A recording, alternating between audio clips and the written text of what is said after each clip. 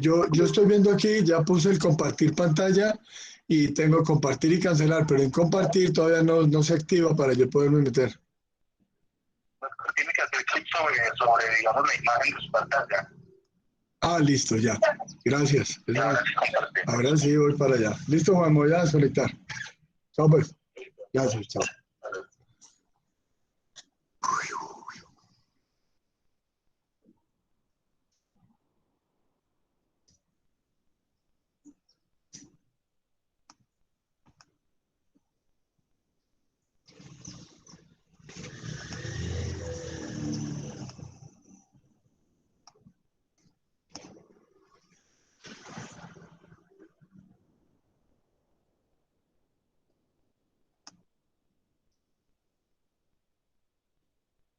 Jóvenes, ¿siguen conectados?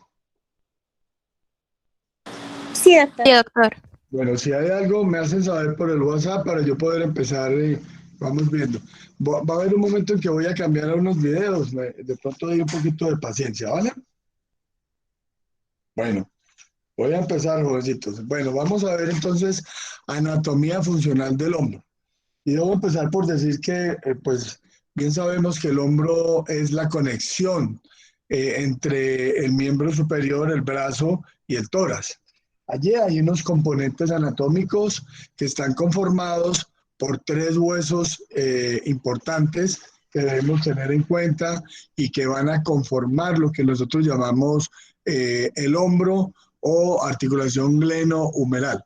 Esos huesos son la clavícula. Yo lo puedo, ¿están viendo mi cursor? Lo estoy señalando, ¿sí? Sí, doctor. Bueno, listo. En la clavícula, la escápula, que es el hueso triangular grande, que podemos verlo aquí por la cara anterior y en este lado de la diapositiva por la cara posterior, y el extremo proximal del húmero, que es una estructura bastante especial y que va a tener bastantes accidentes o, si lo queremos llamar, cicatrices o prominencias que nos van a ayudar a entender lo que es el hombro. Entonces el hombro, en ese orden de ideas, tiene esos tres huesos. Está conectado al tórax a través del extremo proximal de la clavícula en la articulación externo-clavicular, que aunque no es parte totalmente del hombro, sí pertenece a lo que llamamos el cíngulo o el círculo del hombro. Un hueso grande que se llama, voy a echar hacia atrás, algo me pasó, listo. Un hueso grande que se llama escápula, que tiene la clavícula tiene una forma, de pronto lo han leído siempre, es itálica, que tiene una techo, tiene una parte superior, una cara inferior, que tiene un borde anterior y un borde posterior y que tiene unas articulaciones, y la primera de ellas fue la articulación que conforma con la apéndice sifoides, con el manubrio external, entonces la esternoclavicular. Y la otra articulación que tiene la clavícula es la acromioclavicular, que ya forma parte del hombro, y es una articulación importante porque va a ser el blanco de patología de lesiones de luxaciones de esa articulación. Tiene una carilla articular importante, cartilaginosa, que se va a corresponder con la escápula en su prominencia más visible en el cuerpo, que se llama el acromio, y que tiene que ver con una formación también por la parte superior de la articulación glenohumeral. Ahora bien, la escápula es, digamos, que el centro, la partida de esta articulación. Tiene una zona anterior, como lo podemos ver acá, y tiene una zona posterior. La zona anterior es muy rugosa. Cuando uno ve una escápula, se da cuenta que es un hueso de forma triangular que termina en una glenoides o en un cuello y en una estructura que va a contener o que está hecha para soportar o invita al húmero a que vaya hacia ella, con una posición anterior y superior, donde el húmero que es la otra estructura del otro hueso, se va a articular en forma adecuada a través de unas estructuras que ya vamos a ver. Esta escápula tiene una cara anterior que es rugosa y que tiene los sitios de inserción para un músculo, que es el músculo subescapular, importantísimo ahora que veamos la acción de la musculatura, manguito rotador del hombro. Y tiene una cara posterior que está dividida por la espina de la escápula, que es una estructura prominente que termina izada o que termina en la extensión o lo que llamamos el acromio. Ese acromio, aquí lo estoy viendo por la parte de atrás y aquí lo veo en la parte anterior, que está izado sobre la articulación glenohumeral, que está por encima de la articulación glenohumeral, creando una especie de techo de esa articulación que se va a articular perfectamente con el extremo externo de la clavícula y que tienen una coaptación muy íntima a través de unas estructuras cartilaginosas, ligamentarias y obviamente musculares y tendinosas. Ahora bien, la escápula tiene una parte superior estrecha que corresponde a un tercio de los 3/3 en que está conformado y que va a servir de origen al músculo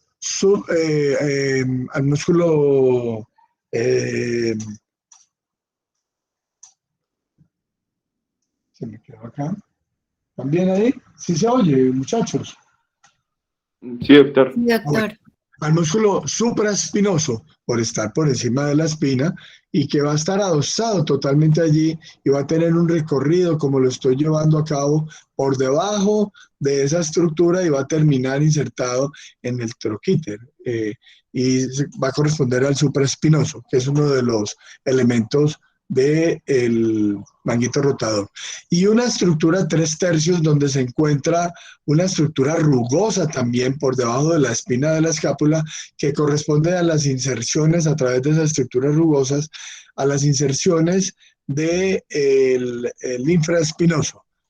Y un borde externo, borde inferior y angular, donde se va a ir a insertar el redondo menor, que prácticamente son los que van a conformar el manguito de los rotadores. Todos van a tener asiento, todos van a tener inserción sobre el troquíter, que es la estructura prominente que tiene y lateral que tiene el húmero y que es importantísimo en la función del hombro. Pero todas estas articulaciones van a estar ligadas a través de unas estructuras que nosotros llamamos ligamentos. Entonces voy a empezar por hablar de la articulación acromioclavicular. La articulación acromioclavicular, entonces, externo de la clavícula.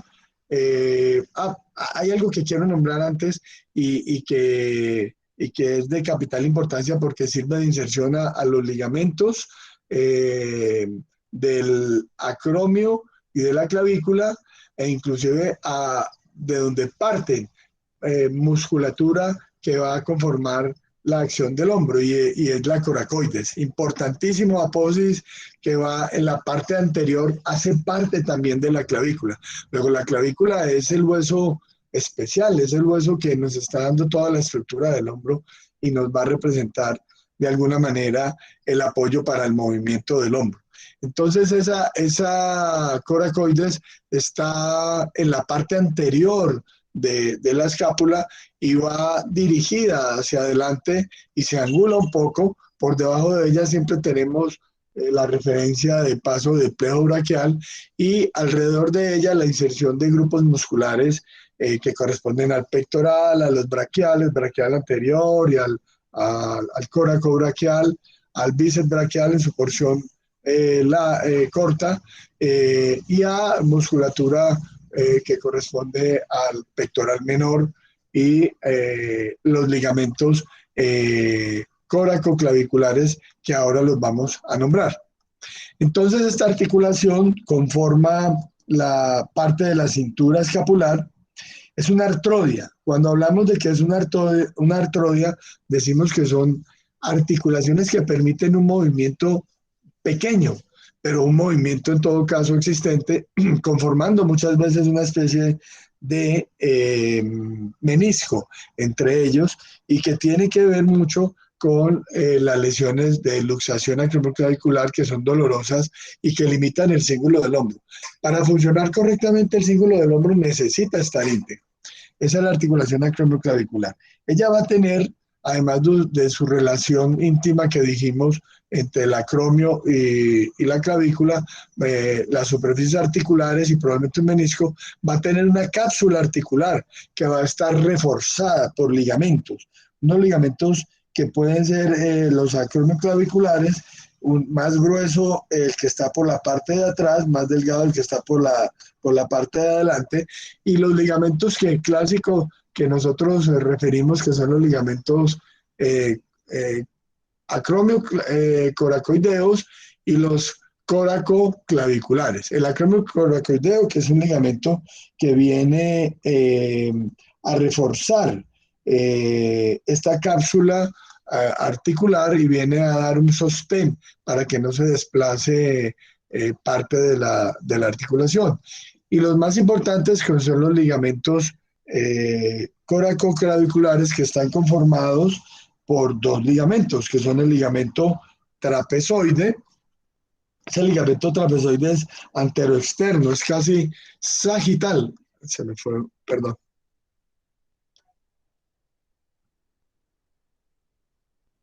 ¿Quedó bien allí? ¿Se ve bien allí? Si me muevo algo, me dicen, para yo tener en cuenta que si me estoy moviendo o no.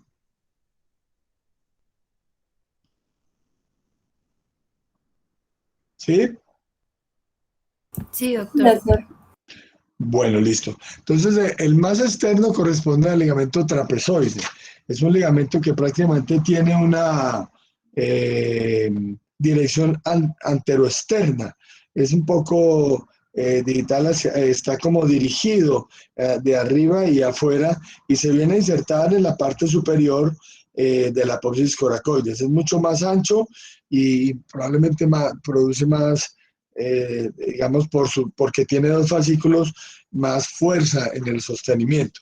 Y el ligamento conoideo, que es posterointerno, que es prácticamente frontal, es el que vemos acá, y que se llegan a romper cuando hacemos lesión de la cápsula articular y de los ligamentos acromioclaviculares, produciéndose entonces las luxaciones acromioclaviculares de tercer grado. Entonces, esta, vuelvo a repetir, es una articulación que corresponde a la denominación de artrodia por el pobre movimiento que lleva a cabo. Antes de que se me olvide, y esto es importante tenerlo en cuenta, la escápula de alguna manera se articula con la pared torácica en la cara posterior, a veces crea algo de cartílago, son unos movimientos demasiado pequeños, son movimientos que se dan para el movimiento del hombro, entonces ellos de alguna manera tienen un movimiento en conjunto cuando se trata de posicionarse para llevar a cabo la actividad de abducción y de rotaciones. Ahora bien, vamos con la articulación escápulo-humeral. Esta es bien interesante porque pertenece primero al género de las enartrosis. ¿Qué significa enartrosis?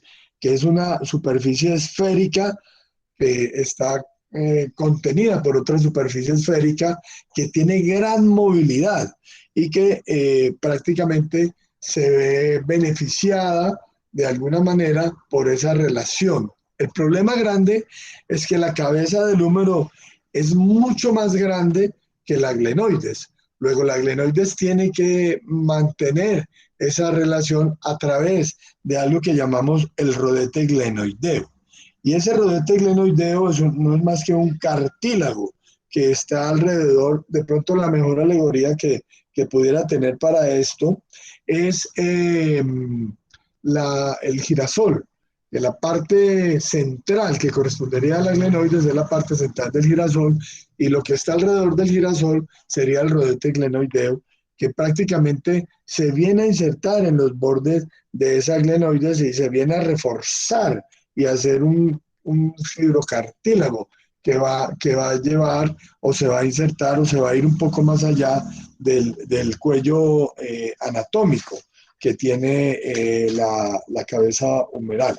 Entonces, ese fibrocartílago está compuesto entonces por fibras de tejido denso que no son muy fuertes en la parte anterior, que eso es importante tenerlo en cuenta. Y tampoco son tan fuertes en la parte posterior, pero que se van a ver reforzadas por ligamentos que ya mismo vamos a pasar a comentarlos. La idea que la cabeza humeral, que está cubierta de un cartílago hialino, prácticamente terminando en el cuello anatómico, tiene unas relaciones articulares a través de esa cápsula articular. Y esa cápsula es como si fuera un cono truncado, que tiene una base mayor en la parte humeral. Ahora bien, esto está reforzada por unos ligamentos que van a mantener la cabeza contenida en la glenoides. Entonces hay que entender la cabeza humeral, aunque tiene un ángulo cérvico-diafisario de unos 135 grados, tiene una rotación interna, mira hacia atrás la cabeza humeral, encontrándose con la glenoides que parte de la escápula y se dirige hacia adelante y hacia arriba. Entonces, ese va a ser el encuentro de estas dos superficies que no podrían estar contenidas si no tuvieran auxilio a través de esta cápsula articular y de estos ligamentos. Y me voy a referir al ligamento, aquí lo tenemos, ligamento córaco-humeral. Ligamento córaco-humeral, como su nombre lo indica, es un ligamento que se inserta en la apófisis coracoides y va a terminar prácticamente en la base, alrededor de la cápsula articular, normalmente sostenido en el reborde de la glena, dándole una contención también a la cabeza humeral. Ese ligamento córaco-humeral va a reforzar y se convierte en un verdadero ligamento suspensor de la cabeza humeral. Él es más prominente, está conformado, puede tener digamos que dos partes que lo llevan y que lo hacen ver como si fuera una Y, como si estuviera dividido. Y están los ligamentos glenohumerales, que estos están situados por delante de la articulación, como lo podemos ver acá, y que van a reforzar la cápsula articular. Esos ligamentos glenohumerales están situados entonces por delante y prácticamente son los que pueden contener la cabeza para que no vaya hacia adelante. Pero allí es donde viene el problema grande. Aunque ellos están sobre el reborde de la glena, ellos prácticamente se van a distribuir en número de 3 y cada uno va a dejar un espacio que va a ser un espacio débil. Van a estar entonces desde la glena y se van a ir se van a insertar en la parte lateral a nivel del troquíter en la cabeza humeral. Ahora bien, estos ligamentos van a estar reforzados todos después por la inserción del subescapular que va a ir al troquíter menor. Bien, entonces el primer ligamento, que es el ligamento glenohumeral superior, va a tener un refuerzo porque él va prácticamente a encontrarse con el ligamento coracohumeral, que salta por encima del conducto osteofibroso que se está formando entre el troquíter mayor y el troquíter menor, y corresponde al paso de la corredera bicipital, que es un conducto osteofibroso, que conforman el famoso ligamento de Gordon Brody, que no es más que la prolongación del ligamento glenohumeral superior y que lo convierte en un ligamento humeral transverso. Bien, entonces tenemos un ligamento... ¿Sí? Dime. Voy a volver a repetir esa parte, la del ligamento glenohumeral superior. Claro que sí, con mucho gusto. Entonces, volvemos. La cápsula articular está tendida entre la glenoides, en su rodete glenoideo, la prolongación del rodete glenoideo, aquí lo podemos ver en la prolongación del rodete glenoideo, y en el caso de los ligamentos glenohumerales, se van a ir a reforzar, digamos, o se van a ir a insertar por el reborde del troquíter. Van a ir a insertarse en el troquíter y en todo el transcurso del troquíter. Lo que estoy comentando es que a veces dan unas prolongaciones entre esa surco bicipital, ustedes también lo podemos llamar corredera bicipital, y que se viene a reforzar por algunas fibras convirtiéndose en el ligamento de Gordon Brody, que es el ligamento humeral transverso. Pero ese es un reforzamiento que tienen las fibras del ligamento glenohumeral superior. Ahora bien, entre el ligamento glenohumeral superior y el ligamento glenohumeral medio se produce un espacio. Ese espacio es importante, es interesante, lo van a estar oyendo nombrar, que es el foramen oval de Weisbrich, que es una parte de la cápsula articular débil que permite, en determinado momento puede fallar y puede permitir la acción de las fuerzas que llevan la cabeza humeral hacia adelante.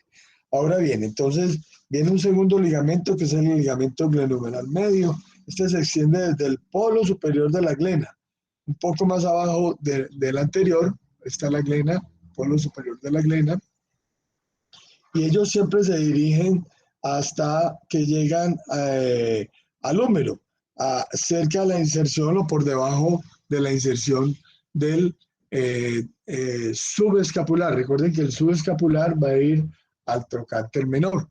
Entonces, van a estar cubiertos por el subescapular, pero están contenidos allí los ligamentos. Bien, y entre el ligamento glenohumeral medio y el ligamento glenohumeral inferior, son tres ligamentos los glenohumerales, el más fuerte del ligamento es el glenohumeral inferior. También viene desde el borde anterior de la glena y termina entonces por el borde interno del hueso, por debajo del troquín, y sigue algunas prolongaciones haciéndose fuerte, digámoslo allí, para contener la cabeza humeral. Allí hay un espacio llamado, y sé que no les gustan mucho los epónimos, pero ese espacio lo llamamos el foramen de Rubier. Entonces tenemos el foramen oval de Weisbrich y el foramen de Rubier. Debo decir que por ese espacio de Rubier se puede producir fácilmente las luxaciones anteriores del hombro. Aunque es un ligamento, son ligamentos fuertes y es una cápsula articular de un tejido fibroso que es denso, pues pueden producir ese tipo de alteraciones, pueden producir permitir ese tipo de luxaciones. Vienen a estar reforzados estos ligamentos, vienen a estar reforzados por la inserción del subescapular que mantiene, va a contener la cabeza humeral y va a evitar que esa cabeza se salga a través del foramen de Rubier, que es donde más se produce las luxaciones glenohumerales. Ahora bien, hay algo que debemos comentar, y es que esta articulación o esta cabeza humeral tiene sus inserciones dadas no solamente a la cápsula articular, como lo dijimos ahora, y estos ligamentos, sino también en la parte muscular, y es la que nos atañe y la que yo creo que debemos pasar inmediatamente a ver. Esta vista que está acá es la vista posterior de la cabeza humeral. Esa vista posterior corresponde a los músculos del supraespinoso, infraespinoso y redondo menor. Todos ellos van a nacer en la escápula y van a venir a través de sus espacios, como lo vimos ahora en la fosa supraespinosa. Y recuerden que el acromion no es sino la prolongación de la espina de la escápula y que produce pues una división entre el supraespinoso y el infraespinoso, que terminan encontrándose todos en el troquíter, que es la parte superior de, el manguito rotador. Bueno, muy bien. Entonces, hasta ahí, ¿cómo vamos? Jóvenes, pueden hablar, ¿no? Tranquilos. Bien, doctor, muy claro. Bueno, listo, pues.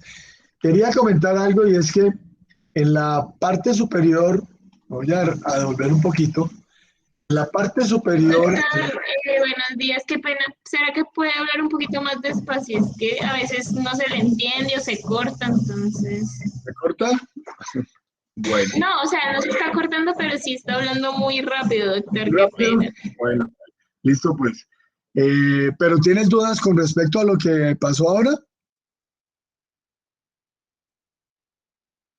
No, pues ya, doctor, con la pregunta de ahora ya quedó todo claro. Ya quedó claro. Bueno, listo. Entonces me voy a referir a la cabeza humeral, a su porción proximal.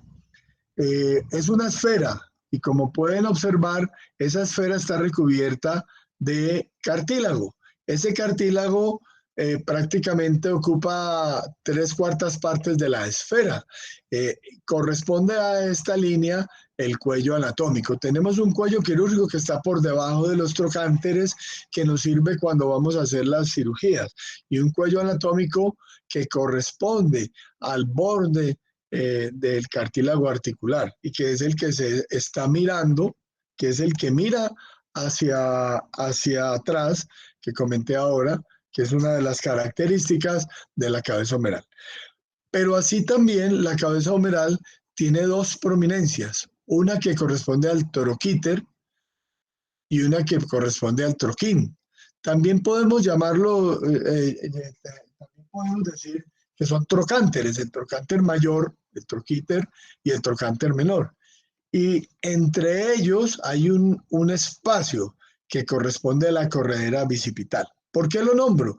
Porque este espacio va a ser la vía o el sitio o el canal por donde se va a ir la porción larga del bíceps, que va a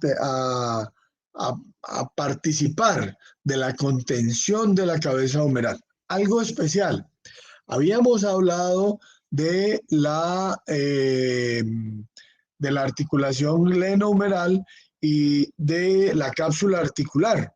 Pues hay que decir que la porción del bíceps se vuelve a articular sin estar dentro de la articulación. Importante porque se va a insertar en el tubérculo glenoideo que está por encima de la articulación glenoidea de la parte o de las glenoides.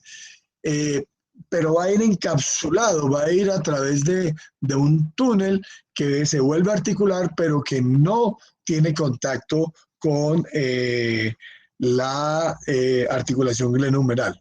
Y una porción inferior que corresponde a la tuberosidad inferior, donde se va a insertar una de las porciones largas del tríceps. O sea, que convierten a estos elementos en parte de la articulación glenohumeral o en parte del hombro, pero que básicamente no corresponden a una acción solo es una acción que se va a ver más bien en lo que vaya a ser el brazo en sí y que lo vamos a desarrollar más adelante. ¿Hasta ahí vamos bien? ¿Se oyó bien?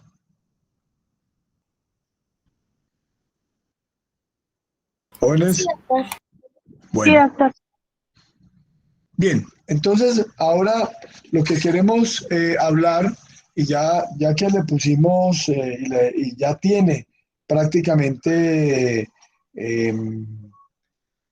pues la conformación de lo que es la articulación glenohumeral. Vamos a ponerle entonces ya nombre o vamos a hablar ya mismo de lo que corresponde a el manguito rotador. Y empiezo por decir que el manguito rotador es una estructura de capital importancia, una estructura que básicamente corresponde a la región escapular y que va a tener unos planos, va a estar en unos planos profundos y que se va a ir y va a tener su origen prácticamente en la escápula. Entonces la escápula, que es el hueso triangular, que tiene una división llamada espina de la escápula, que termina en el acromio, que se va a articular con la clavícula y que tiene una apófisis, que es la apófisis coracoides, tiene unos espacios en su cara posterior, más fáciles de determinar en su cara posterior porque están prácticamente divididos y bien diferenciados y que van a corresponder a los sitios de inserción de la musculatura.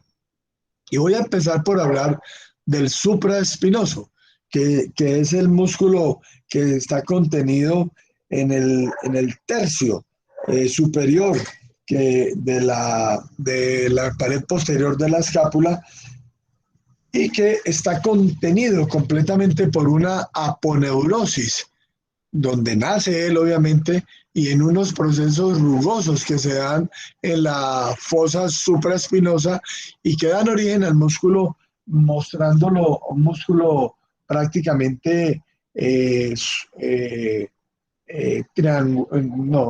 músculo cuadrado, digámoslo así, un músculo que tiene poca fibra muscular, pero que tiene más contenido tendinoso. Eso hace que se vea grueso, es carnoso, pero solo en sus 2/3 internos y luego se vuelve tendinoso. Y ese tendón va a ir a terminar en la faceta anterosuperior del troquíter.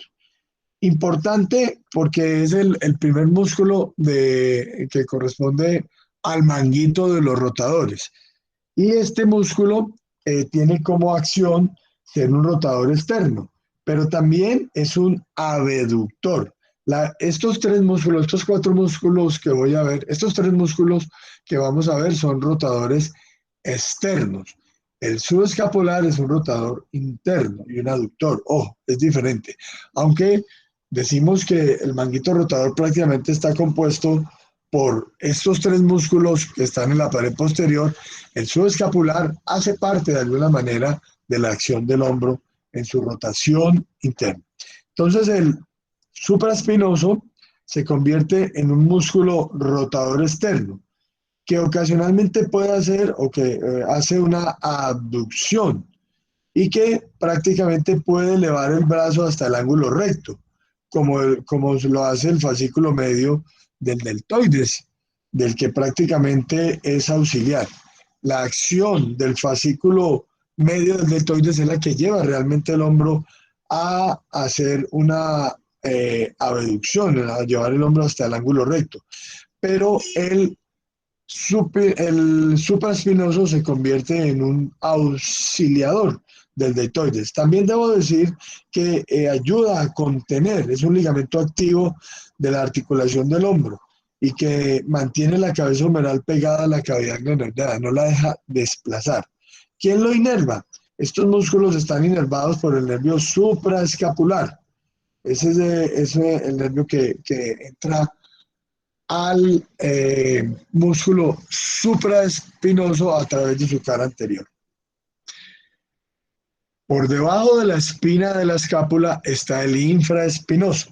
Es un músculo grande que tiene su origen en la cara posterior del omóplato. Hay unos relieves rugosos de donde nacen muchos de los haces del infraespinoso y también unas aponeurosis que permiten el origen del músculo, llevándolos a un tendón estrecho, a un tendón terminal muy corto que se encuentra por debajo de la inserción del supraespinoso y que termina prácticamente, si dividiéramos el troquíter en facetas, en la parte media de la faceta media del troquíter. también inervado por el supraescapular. Este músculo es abductor y rotador externo.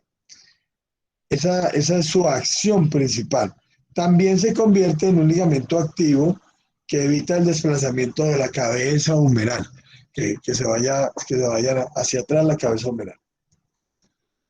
Y el tercer músculo del manguito rotador es el músculo redondo menor. El músculo redondo menor es un músculo que se sitúa por debajo de las inserciones que tiene el infraespinoso, casi en la cara posterior de la escápula y en el reborde externo de la escápula, y que prácticamente se va a insertar en la faceta inferior del troquíter, que está un poco por debajo de la que acabamos de nombrar, de la faceta media del infraespinoso, inervado por unas ramas de la arteria circunfleja, o del nervio, que es el nervio, perdón, inervado por el nervio circunflejo, y que va a llegar a esta zona posterior a través de unas estructuras que ahora la vamos a definir, que se llama el cuadrilátero húmero-tricipital. ¿Y cuál es la acción del músculo redondo menor? Exclusivamente es un músculo rotador externo del brazo, aunque también hablan de que este músculo puede llegar a tener alguna acción dentro de la parte, la rotación del húmero hacia la parte posterior. Bueno, entonces un rotador externo y un rotador hacia la parte posterior del húmero. Va prácticamente todos estos músculos del manguito rotador son rotadores externos, y todos tienen que ver con la abducción. Son colaboradores de la porción media del deltoides, que es la que va a llevar el hombro a 90 grados o a la abducción. Bueno, y está el músculo redondo mayor, que es voluminoso, que prácticamente tiene su origen en el borde inferior de la escápula y en la cara casi anterior de la escápula, por debajo del subescapular, que tiene un cuerpo fusiforme y que es un cuerpo grueso, bastante grueso, que se va a insertar en la corredera bicipital en su borde interno, que va a estar abrazado, como lo podemos ver aquí, por el gran dorsal, que también se va a insertar en la corredera bicipital en su borde interno, y que va a ser parte de la corredera bicipital, que va a tener un vecino al frente que se va a ir a la corredera, al borde externo de la corredera bicipital, que es el pectoral mayor. Entonces, ellos van a dar origen, o ellos van a ayudar a formar como ese túnel por donde va la porción larga del bíceps y en sus inserciones, a través de las prolongaciones y sus aponeurosis. Bueno, pero a su vez van a conformar o van a ser parte de lo que nosotros llamamos los agujeros húmero-tricipital y el triángulo bicipital, por donde pasan el nervio circunflejo, la arteria circunfleja, a la parte posterior de esta región. Bueno, entonces con esto definimos la musculatura del manguito rotador: supraespinoso, fosa supraespinosa; infraespinoso, fosa infraespinosa; y el redondo menor, que forma parte del manguito rotador.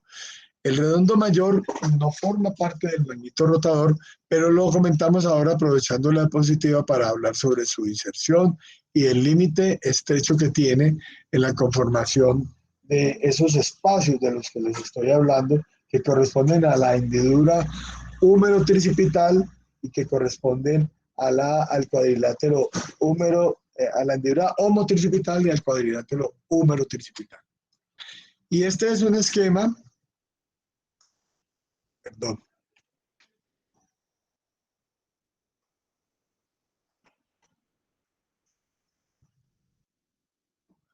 ¿Están bien? ¿Están conectados bien? Sí, doctor. Sí, doctor. Bueno, Sí, doctor. este es un esquema acerca de cómo nace cada uno de estos músculos nombrados ahora, supraespinoso, infraespinoso. Recordar, la inervación de ellos tiene que ver con el nervio supraescapular. La inervación del redondo menor tiene que ver con la rama del circunflejo, que pasa a través de ese famoso cuadrilátero húmero tricipital, que ya lo vamos a desarrollar. Aquí entonces hemos dado los espacios, la forma, hemos comentado acerca de lo que conforma el manguito rotador. Claro, hay que decir que estos van a estar debajo, van a estar cubiertos prácticamente en su extremo distal por las inserciones que dan el fascículo posterior del deltoides. Entonces, nosotros no vamos a poder ver las inserciones del manguito rotador y prácticamente van a estar ocultos en sus terminaciones allá en el troquíter menor, a través a través de la porción posterior y la porción lateral del deltoides.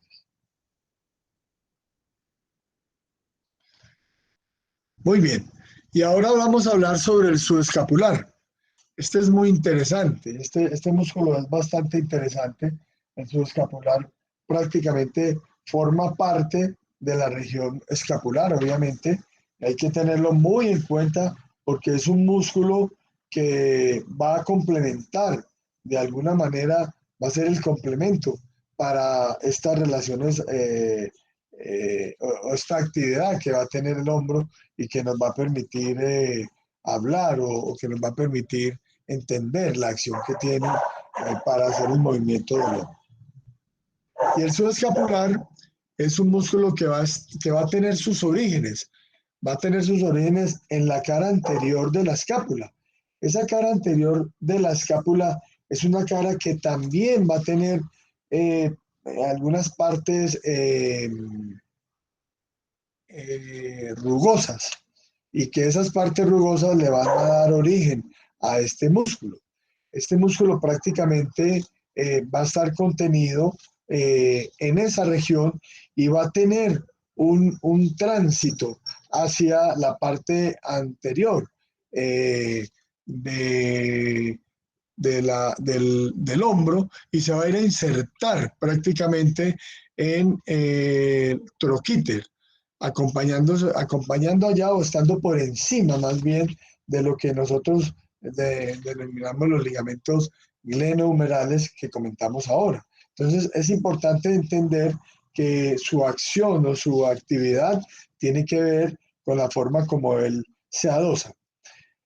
Entonces, su inervación está dada pues, por dos nervios distintos. El nervio superior del subescapular, que viene del tronco primario superior, y el nervio inferior del subescapular, que viene del tronco radiocircunflejo. Y la acción preponderante del subescapular esencialmente es ser un rotador interno del húmero, muy a diferencia de lo que es el manguito rotador, que es eso, un rotador externo del húmero o del hombro. Y a veces actúa también como un aductor del brazo. Prácticamente yo podría decir que el subescapular es un músculo que se convierte en un ligamento activo del hombro. Va a ir a reforzar esos ligamentos de los que hablamos ahorita y prácticamente va a ir a tener una acción de contención de la acción del hombro. Muy bien. Ahora queríamos llegar a estos espacios. Estos espacios tienen que ver con las inserciones y con la forma como se presenta unos espacios que van a tener relación o que van a servir para que a través de ellos pasen los elementos que van a inervar parte de la musculatura de la parte posterior y que tienen que ver, obviamente, siempre tienen que ver con la pared posterior de lo que llamamos la pared axilar, el hueco axilar. Y esas estructuras son la hendidura omotricipital, esta hendidura omotricipital. Su nombre lo explica, es una parte triangular donde el redondo menor, pero tal vez me sirve más explicarlo en esta, voy a regresarlo, voy a regresarme un poco aquí. El redondo menor en su borde inferior se convierte en el límite superior de la hendidura omotricipital, que es de aspecto triangular. Y el redondo mayor por abajo, en su borde superior, se convierte en el límite inferior de esa hendidura homotricipital. Y van a estar limitados prácticamente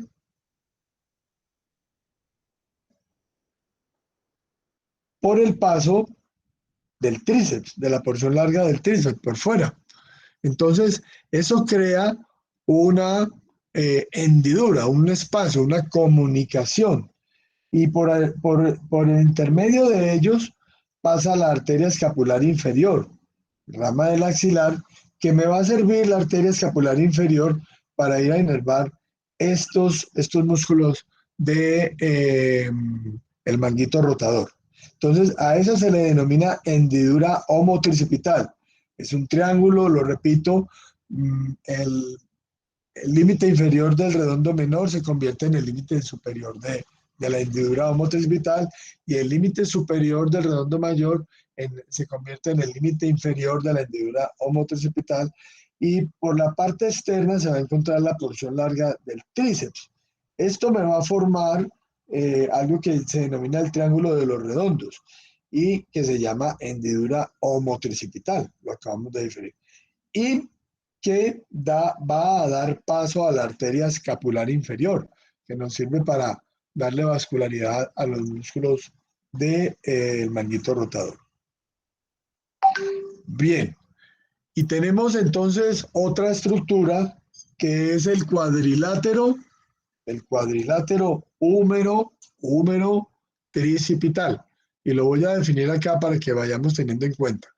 Conformando el límite superior, el borde inferior del redondo menor, el límite inferior que prácticamente lo va a dar también el redondo mayor, y por fuera se va a encontrar el húmero en su borde más externo, y el borde más interno, el límite interno, lo va a conformar la porción larga del tríceps.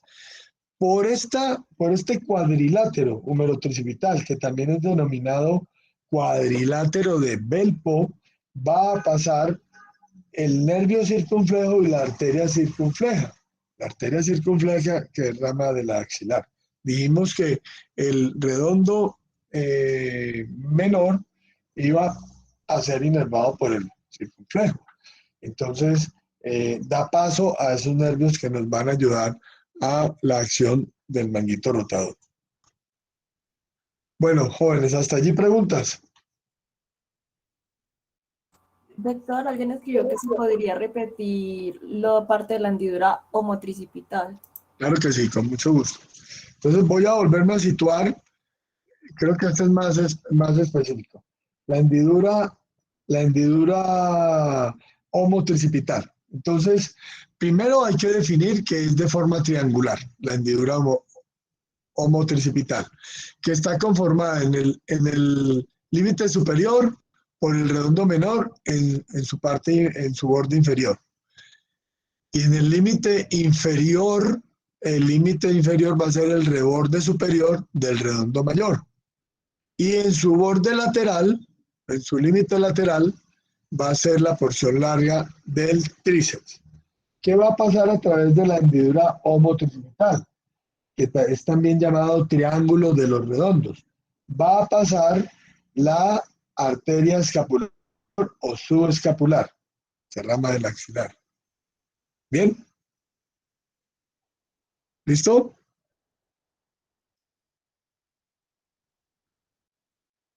Sí, doctor. Muy bien. Hasta allí entonces hemos hablado, un resumen rápido.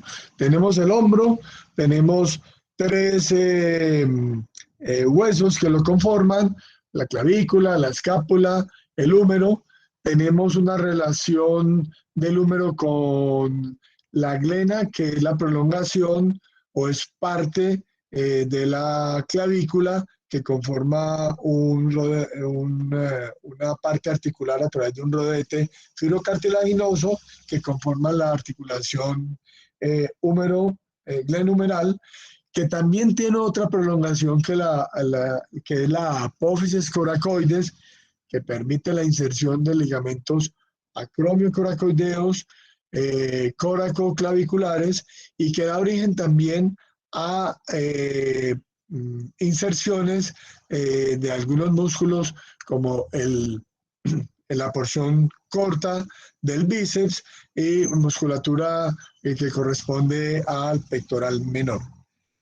Que además tiene una relación íntima con la pared torácica, que aunque no es una articulación completa, sí tiene movimientos que permiten hacer la acción del cíngulo del hombro. Está conformada entonces para su acción, su abducción, su rotación externa e interna por unas musculaturas, y esa corresponde para una rotación externa y una abducción al manguito rotador. El manguito rotador conformado por el supraespinoso, que tiene origen en la cara posterior de la escápula, infraespinoso, cara posterior de la escápula, y el redondo menor. Y que van a terminar en el troquíter, que es la tuberosidad mayor del húmero. Y un músculo que se convierte en un rotador interno y ocasionalmente un aductor, que es el subescapular, que es un músculo que nace por la cara interna de la escápula y que se va a insertar en el troquíter, y que tanto unos como otros, el manguito rotador y la inserción del subescapular, me van a conformar los bordes de lo que llamaremos de ahora en adelante la corredera bicipital, por donde transcurre la porción larga del bíceps. Importante para que no se nos olvide, esto es una curiosidad, que pasa a través de la articulación, pero que no se vuelve a articular. Y que tiene también, que permite también el rodete glenoideo una inserción de la porción larga del tríceps. ¿Hasta allí? ¿Vamos bien? Sí, doctor. Bueno, ese es un pequeño resumen como para que no nos perdamos mucho. Ahora bien, recuerden que los músculos del manguito rotador, el supraespinoso, el infraespinoso, están inervados por el nervio supraescapular. Y el músculo redondo menor está inervado por el nervio circunflejo. Recuerden que ese nervio circunflejo es el que ingresa a través del cuadrilátero húmero tricipital y a la cara pues anterior del redondo menor. Bueno, y hay dos estructuras importantes a tener en cuenta, que es una estructura triangular, también llamado el triángulo de los redondos, que corresponde a la hendidura homotricipital, por donde accede la arteria escapular inferior o subescapular para darle vascularidad a estos elementos, en especial al subescapular, y que se llama hendidura homotricipital, que tiene unos límites muy claros con los redondos y con la porción larga del tríceps, y un cuadrilátero húmero tricipital o del Po, que también está conformado por bordes del redondo menor, bordes del redondo mayor, el húmero y la porción larga del tríceps, y que permite el ingreso de la arteria circunfleja posterior y del nervio circunflejo, que es el que va a inervar el redondo menor. Ahora bien, el redondo mayor es un músculo que se va a insertar junto con el gran dorsal al borde interno, al labio interno de la corredera bicipital. Corredera bicipital, que es el sitio de tránsito de la porción larga del bíceps. Y un labio externo o un borde externo que corresponde al pectoral mayor. Ese más o menos es el resumen hasta ahora. Bueno, ahora bien, hablemos de algunos músculos que nacen en la coracoides. Y esos músculos de alguna manera pasan a través o tienen que ver con el hombro. Y me voy a referir al bíceps braquial. El bíceps braquial tiene una porción corta y una porción larga. La porción corta que va a la apófisis coracoides, como lo dijimos ahora, y una porción larga que se vuelve intraarticular, pero que está contenida en un túnel y que se va al tubérculo supraglenoideo. La inserción de este músculo es en la tuberosidad bicipital del radio. Tiene unas expansiones aponeuróticas que unen las aponeurosis y que prácticamente los hacen terminar en un mismo tendón, allá en el tubérculo, allá en la tuberosidad bicipital del radio. ¿Cuál es la acción? Bueno, la vascularidad es la arteria humeral. El nervio que lo va a inervar al bíceps braquial es el nervio musculocutáneo. Y la acción prácticamente es ser un flexor del antebrazo sobre el brazo y supinador antebrazo. Lo nombro ahora porque en su origen tiene relación con el hombro. Y es bueno que sepamos lo que está pasando allí. Pero también hay un músculo llamado braquial anterior.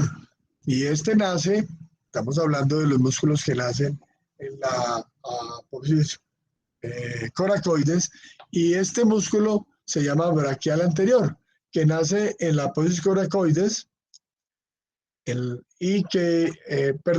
nace el braquial anterior, estoy equivocado, el bíceps braquial fue el que estaba hablando.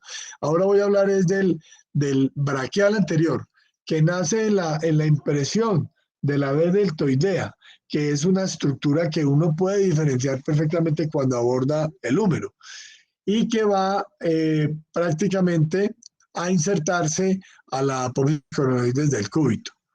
¿Quién lo inerva? El nervio musculocutáneo. ¿Y cuál es la acción del braquial anterior? Bueno, la acción del braquial anterior es la de flexionar el codo y el antebrazo, codo y antebrazo sobre el codo. Lo nombro también porque es muy cercano a las estructuras que hay alrededor de la estructura que conforma el bíceps braquial.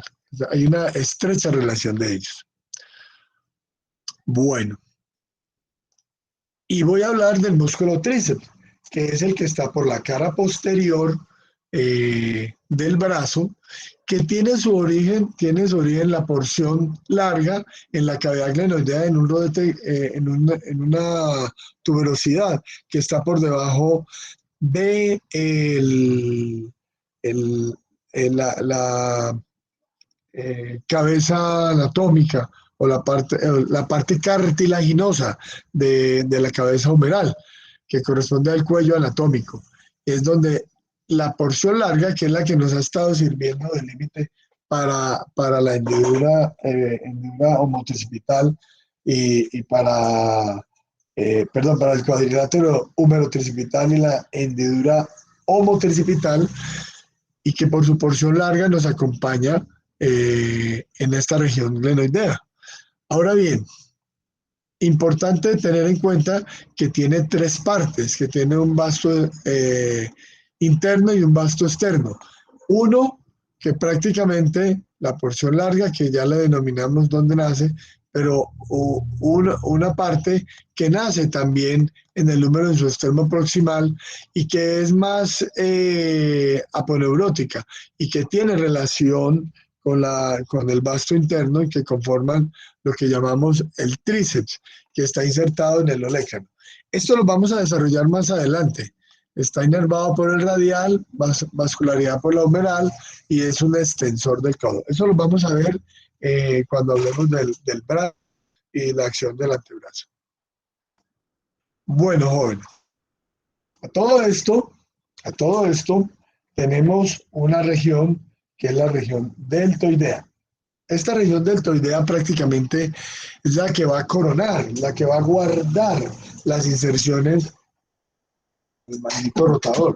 El manguito rotador, dijimos que está por la parte posterior, nos vamos y retomemos ese concepto, que se va a insertar en el troquíter, que son 3 las inserciones de la musculatura: supraespinoso, infraespinoso y redondo menor.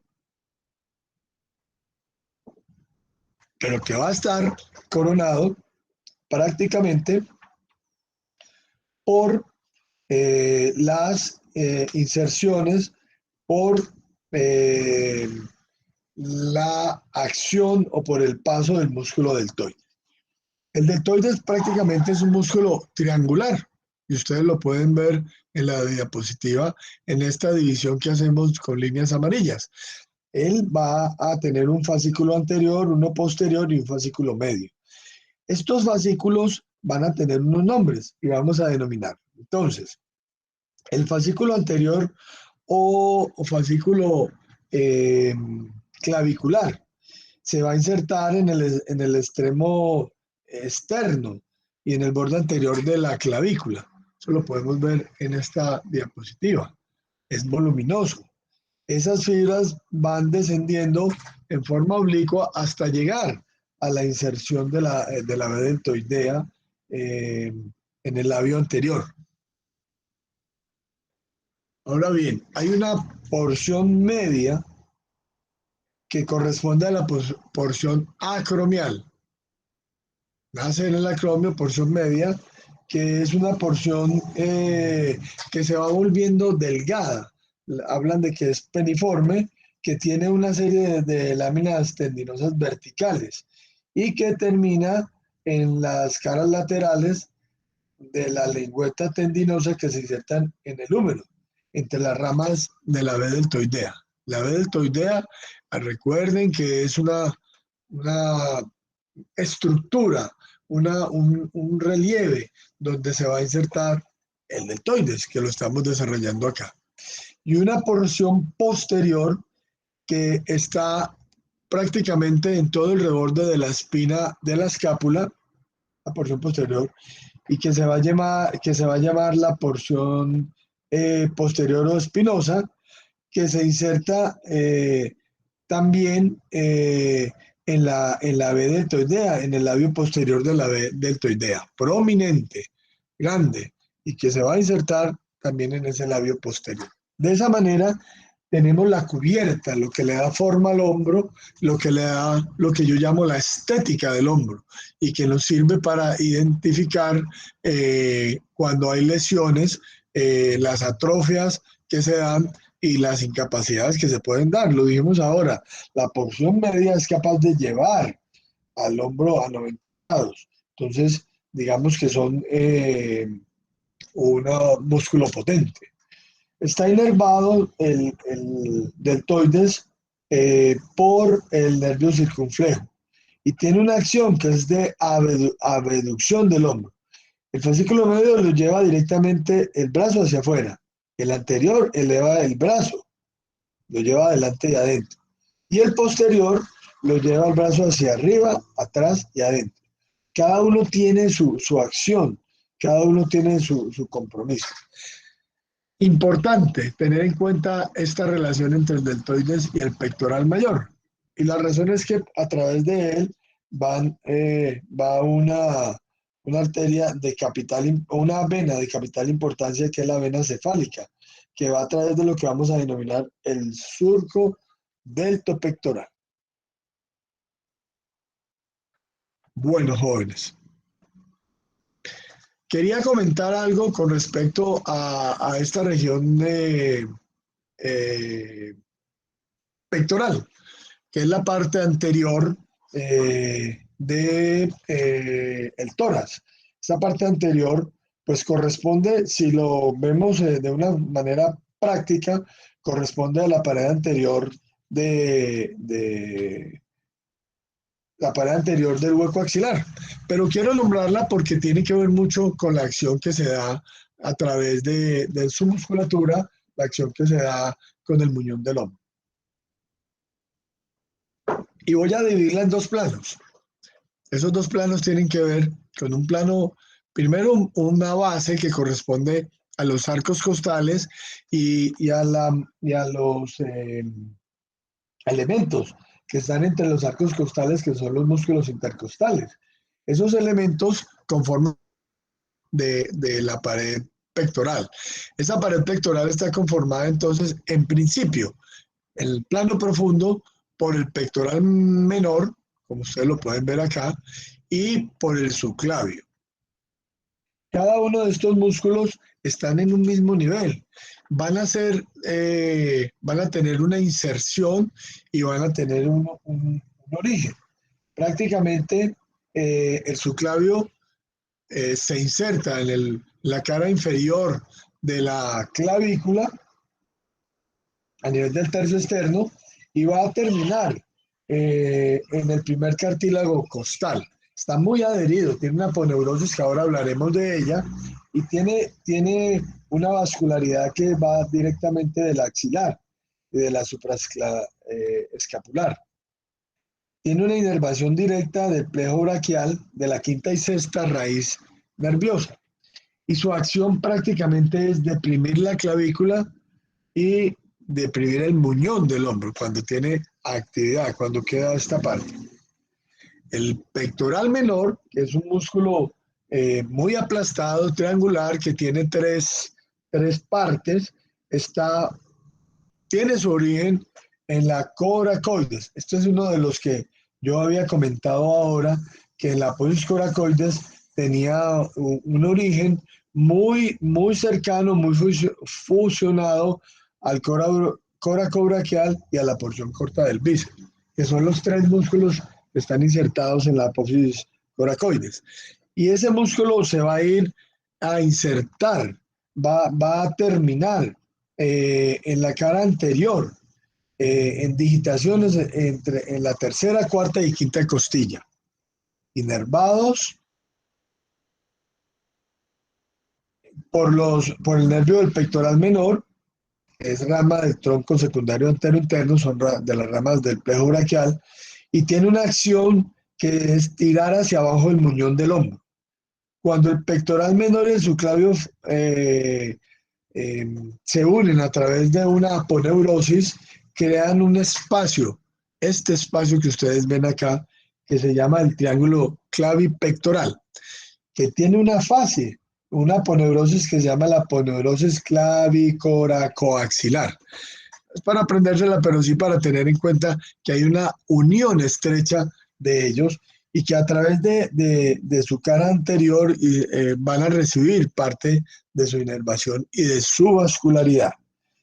Bueno, estas aponeurosis van a crear un espacio entre el plano profundo y el plano superficial de la región del pectoral, que va a corresponder al pectoral mayor, y que es bueno nombrarlo también acá. Ese espacio que se forma ahí es un espacio de tejido adiposo. Por él transcurren muchas de las estructuras que van a inervar al pectoral mayor. Muy bien, que vuelvo y lo comento, no conforman parte de el hombro como tal, pero sí tienen una estrecha relación, porque esa aponeurosis termina siendo parte del hueco axilar. Esta parte que estoy nombrando conforma la cara anterior del hueco axilar, y sus prolongaciones aponeuróticas terminan siendo la base del hueco axilar. Ahora bien, están recubiertas por un gran músculo, que es el músculo del pectoral mayor. Este es el que termina pues como haciéndole juego, es la parte que está más prominente y que junto con el deltoides revela la forma del hombro. Y ese pectoral mayor pues sí debo decirlo, nace en una porción que es el fascículo clavicular del pectoral mayor, que es por todo el reborde del extremo medio y proximal de la clavícula, el fascículo clavicular. Una parte, este es el fascículo clavicular, una parte external que corresponde al fascículo esternocostal, porque también está insertado en las costillas y que termina, ellos van a terminar en un gran tendón de forma, lo nombran como nu, que se va a insertar en el reborde externo de la corredera bicipital. Y un último fascículo, que es el fascículo abdominal, que se inserta en la vaina del recto mayor, que termina confundiéndose en la vaina del recto mayor, pero que nace también del esternón y que termina siendo fibras en esa U que forma en la inserción de la corredera bicipital en su labio externo, que termina siendo ese fascículo la cara posterior. ¿Cuál es la acción del pectoral? Bueno, hay que comentar que la acción principal del pectoral mayor, cuando está insertado en el tórax, cuando hace su acción insertado en el tórax, se convierte en un aductor del brazo, cuando está en el tórax, y que puede ser un rotador interno. Hay algo que siempre se ha discutido y es si existe un papel respiratorio de este músculo que al parecer no es muy significativo, pero que siempre se va a nombrar. Bueno, jóvenes, hasta aquí vamos. Cuéntenme cómo se sienten hasta allí. ¿Jóvenes? Bien, doctor. Bueno, esto es más o menos voy a salir de la presentación. Voy a ir, yo quería que viéramos esto, voy a tratar de ponerlo. Ahora les comparto la pantalla porque me parece interesante esto, porque es una forma de ver, lo encontré en YouTube, lo pueden acceder, ahí está digamos que el link. Tengo que volver a compartir pantalla, ¿o lo están viendo? Ahí vemos, doctor. Bueno, esperemos que lo monten. Me llamó mucho la atención porque es una buena forma de uno mostrar más didáctico lo que es el complejo del hombro. Y aquí me voy refiriendo a cada una de las estructuras. Esto que comenta aquí, pues es como la evolución. Esto es lo que nos pasó.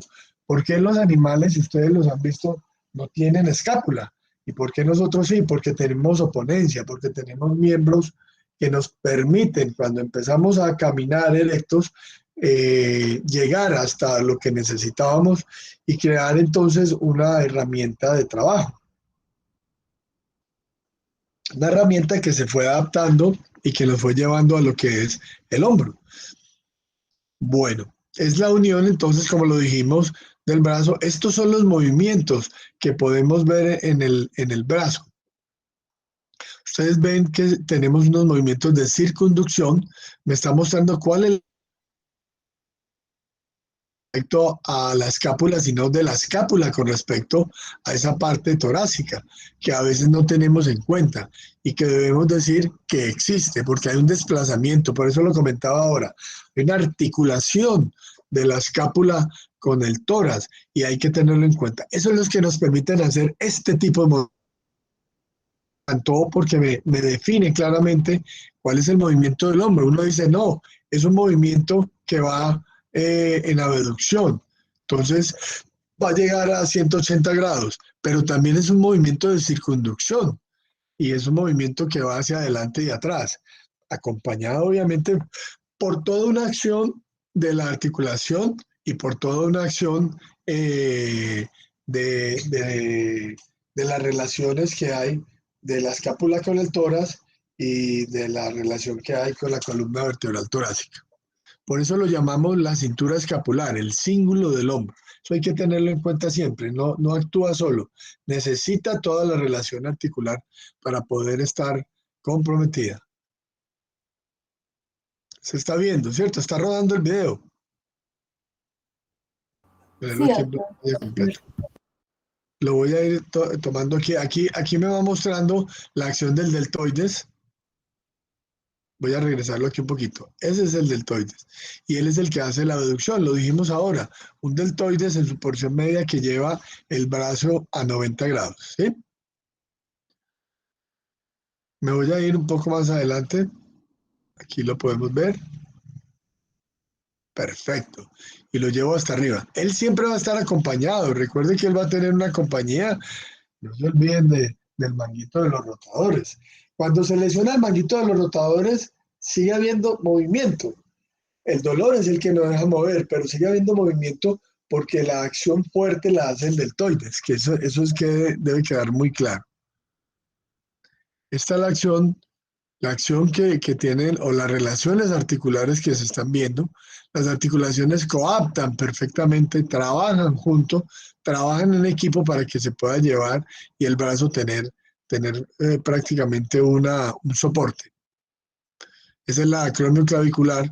Por eso es que a veces cuando tenemos lesiones de la acromioclavicular, le decimos a la gente que es importante operarse. Sin embargo, hay un grupo de ortopedistas que piensan, muy pequeño, reducido, que no se debe llevar a cabo, no se debe reparar. Yo estoy definitivamente en contra de eso. Siempre se debe reparar las articulaciones para devolver la integridad del cíngulo del hombro. Vuelvo otra vez a la acción de abducción. Creo que esta es la acción más importante que debe tener el hombro, ¿cierto? Ahora quiero llevarlos hasta acá, que es donde tengo ya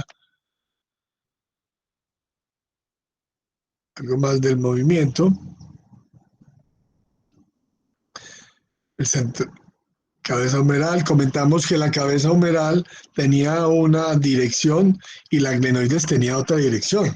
Si ustedes se dan cuenta aquí, voy a volverlo a poner aquí, ella no mira, no es cérvico diaficiario mirando a algo que queda al mismo nivel. Está desviado la cabeza humeral más o menos unos 25 grados hacia posterior. Y la glenoides está mirando hacia adelante para encontrarse con esa cabeza humeral. Importante, no olviden que la circunferencia que tiene la cabeza humeral es mucho mayor que la circunferencia que tiene la glenoides. Lo que pasa es que la glenoides, recuerden que tiene un rodete glenoideo que permite aumentar la posibilidad de estabilidad de la articulación a través de esa prolongación de elementos que evitan que se vaya a luxar. Movimiento, ahí la separamos, es redonda, está por debajo del acromio. Aquí, importante, ¿qué músculo es este? A ver, algún espontáneo. Subescapular. Perfecto. Y la acción del subescapular dijimos que era un rotador interno, ahí lo estamos viendo, e inclusive una acción secundaria que es una aducción. Y aquí vamos a estar viendo los músculos del manguito rotador. Allí lo pueden ver. Es un esquema muy, muy interesante, muy bonito. Recuerden que los 3 músculos del manguito rotador terminan en el troquíter, en la carilla que tiene el troquíter y se dividen. Esa carilla tiene 3 porciones donde se pueda insertar. Me parece muy didáctico esto. Sé que ustedes lo pueden encontrar claro, pero me parece muy didáctico ver la acción muscular y la forma como la musculatura va a intervenir en esos desplazamientos. Bueno, eso que vieron allí, pues es como un resumen. Lo voy a regresar un poquito para que vean este resumen que me gustó. Este resumen.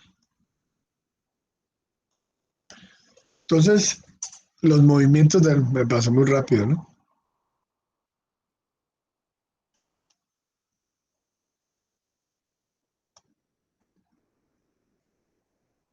Un momentico, a ver si lo logro poner ahí.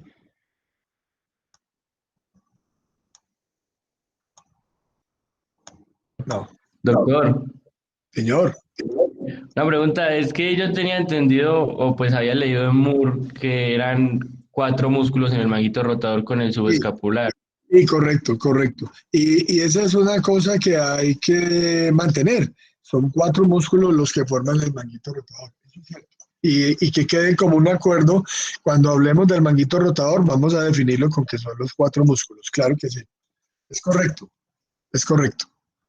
Lo que pasa es que para fines prácticos y teniendo en cuenta las inserciones y las acciones, entonces hablamos de rotador externo y de rotador interno. ¿Sí? Bueno, esto es lo que yo quería que vieran. Lo que comenta acá, la fijación de cada una, cómo la cabeza humeral tiene que ser centrada. Entonces, ¿a qué me voy a referir con esto? Yo les comenté que había una cápsula articular, que esa cápsula articular tenía unos ligamentos, un ligamento que era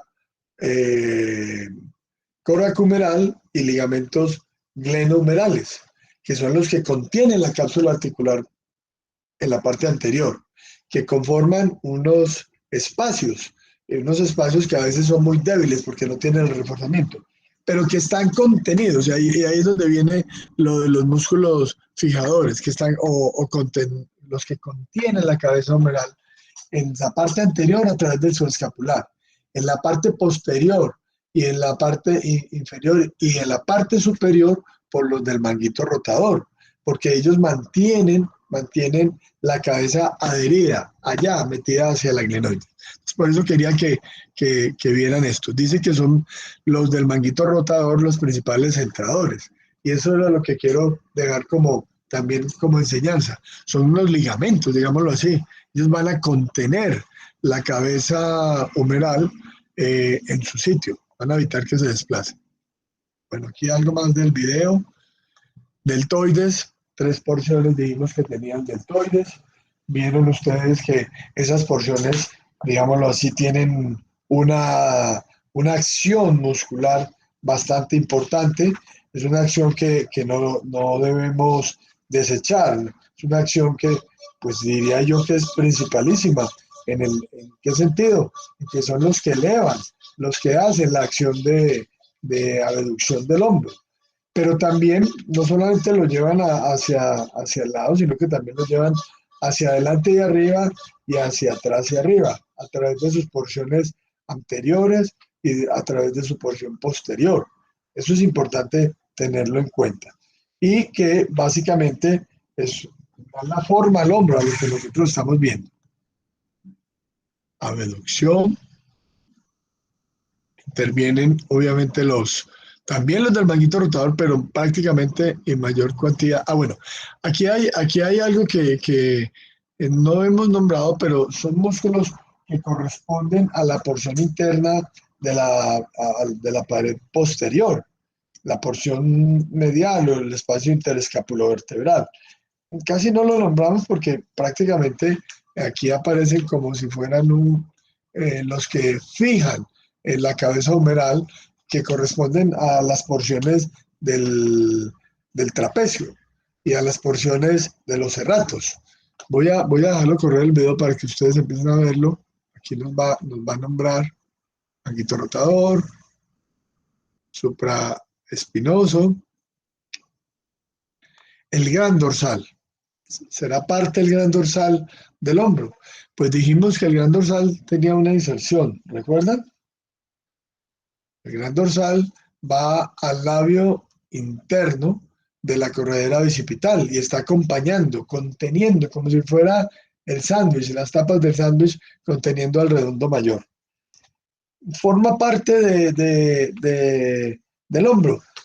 Digamos que hay unas inserciones interesantes porque forma parte de la acción muscular del brazo sobre el tórax, pero que no podemos decir que sean parte del hombro como tal. Sin embargo, acuérdense que el hombro es eso, lo que dice arriba, complejo del hombro, y está hablando sobre cómo es la relación húmero-escápulo-raquídea, cómo mantenemos la escápula en su lugar para que haya la acción del el hombro como tal.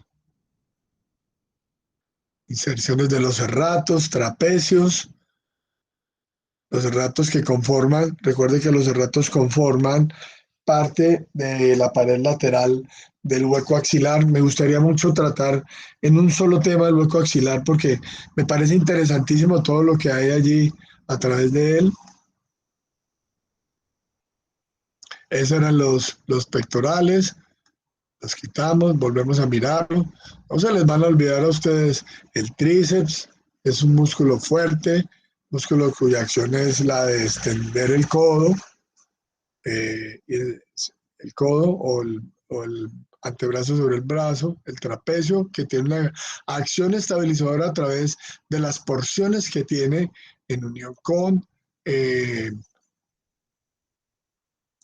bueno, aquí tengo otro video, ya vamos a dejarlo para que ustedes también... ¿Cómo van? ¿Cómo se sienten? Jóvenes. Bien, doctor. Bueno, van a dormir. Bueno, este video también me gusta, es más esquemático, creo que lo vean. Voy a ponerlo en pantalla completa. Nos estaba hablando sobre la presencia de las articulaciones, ahora sobre la escápula, la relación que hay de la escápula a través de la glenoides, habla sobre el húmero y cómo es su relación y su orientación con respecto a la orientación que tiene el húmero y a la orientación que tiene la glenoides, a la orientación que tiene la clavícula y la porción acromioclavicular. Aquí nos está mostrando, ahora nos va a mostrar acción de la acción que va a tener. Y termina diciendo que es un cíngulo, es una estructura que tiene que estar combinada, estable para poder llevar a cabo toda su actividad. Si no es así, no podríamos tener ninguna posibilidad de que el hombro se moviera. Y la gran diferencia que tenemos es que para tener la acción articular debe tener una muy buena coacción o acompañamiento ligamentario y muscular. Señalando aquí, voy a llevarlo un poquito más adelante. Estas son las acciones abducción, ya vimos que había toda una rotación, un acercamiento de cómo es. A esto me refería ahora con respecto a la circunferencia que tiene la cabeza humeral. De toda una circunferencia, 3/4 partes corresponden a la cabeza humeral, pero la glenoides diríamos que sería una 1/4 parte nada más de una circunferencia. Cartilaginosa, sí, pero prácticamente muy pequeña para contener algo tan grande como la cabeza humeral. De ahí la necesidad de tener unas relaciones articulares a través de una cápsula articular y a través de una acción ligamentaria. Voy a adelantar acá.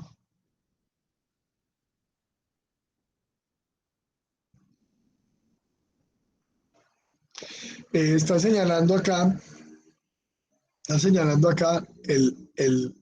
la tuberosidad mayor y la tuberosidad menor, o troquíter y troquín, y la corredera bicipital. Claramente la corredera bicipital que va a permitir el transcurso de la porción larga del bíceps hasta insertarse en la glenoides, allá donde está ese rodete glenoideo, la porción superior de la glenoides, del tubérculo glenoideo, y que va a ser su sustento.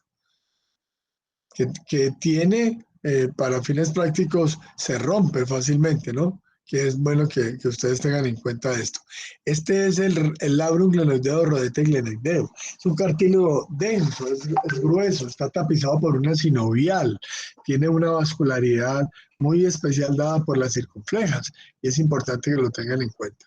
La porción larga del bíceps, en su corredera bicipital, seguimos, y aquí es donde comentaba que tiene, aunque se vuelve intraarticular, no forma parte de la articulación como tal, que eso es bueno hacer la diferencia. Pero es bueno conocerlo, esas son curiosidades de la anatomía. Aquí algo desde las estructuras. Esta es la forma como el supraespinoso se dirige hacia el trocánter mayor, a su faceta superior del trocánter mayor, la infraespinoso que se dirige hacia la faceta media y el teres minor o redondo menor que a la faceta inferior. Todos en la cara posterior, ¿no?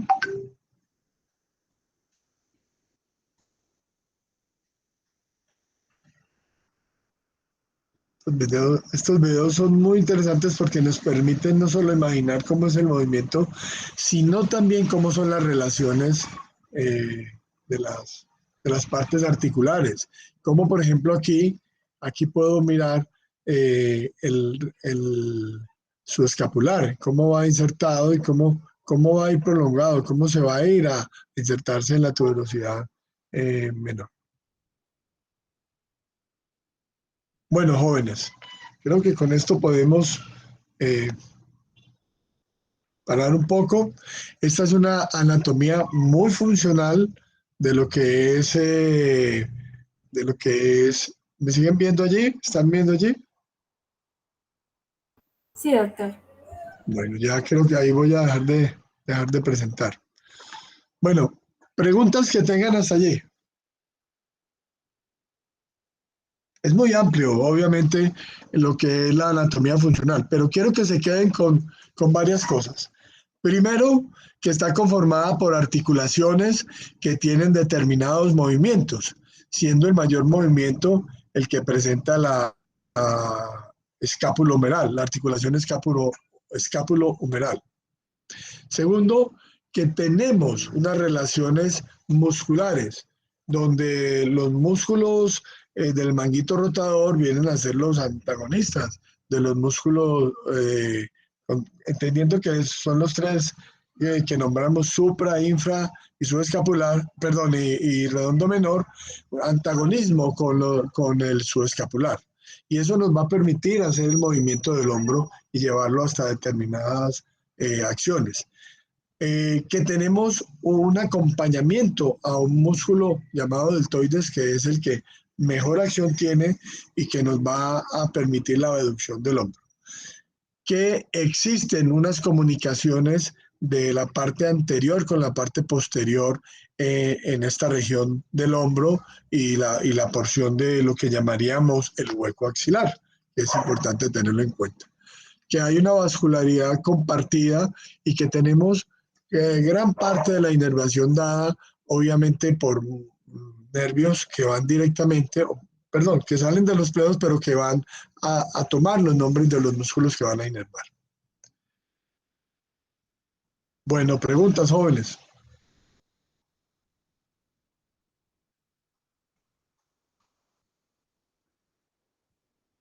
Sí. Doctor, la pregunta, ¿qué temas entrarían en el parcial? Hombre, yo creo que aquí podemos hablar de anatomía funcional. Cuando hablamos de anatomía funcional deberíamos de saber, por ejemplo, lo que comentó el compañero, cuáles son los músculos del manguito rotador, cuáles son las inervaciones principales y acciones principales, qué se inserta en cada parte. Por ejemplo, hay algo muy importante y son las inserciones que tienen la coracoides, que no solamente son musculares, son también ligamentarias y son de capital importancia porque dan estabilidad a articulaciones como la acromioclavicular y que nos dan también la inserción y la acción a la parte muscular de la parte superior del brazo. Entonces, vamos a hablar sobre articulaciones, vamos a hablar sobre musculatura, obviamente, y tenemos que hablar también sobre las relaciones de la musculatura.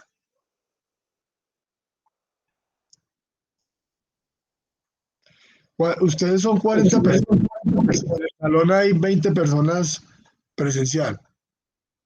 Juan. Doctor, acá pues como salimos de clase ahora presencial, hay varios conectados desde varios computadores. Bueno, listo, bueno. Sí, doctor, por ejemplo, en este instante acá estamos 5. Perfecto, sí, aquí veo también. CJ, no sé qué, pero bueno. Bueno, perfecto, está muy bien. Bueno, ¿qué preguntas tienen ustedes ahora? Hay que desarrollar y retomar ya lo que es el miembro superior, el brazo, perdón, el brazo. El hombro es una parte de unión entre el brazo y el tórax. Y por eso desarrollamos como los aspectos principales, cuáles son los huesos, cuáles son las articulaciones y cuál es la musculatura principal.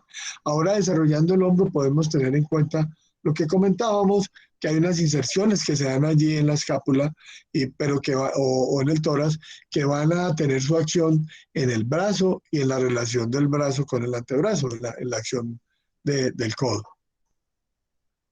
Entonces tenemos todavía mucha tela para cortar, jóvenes.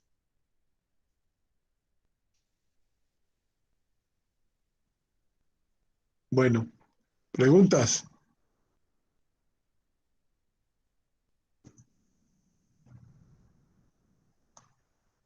¿Sí?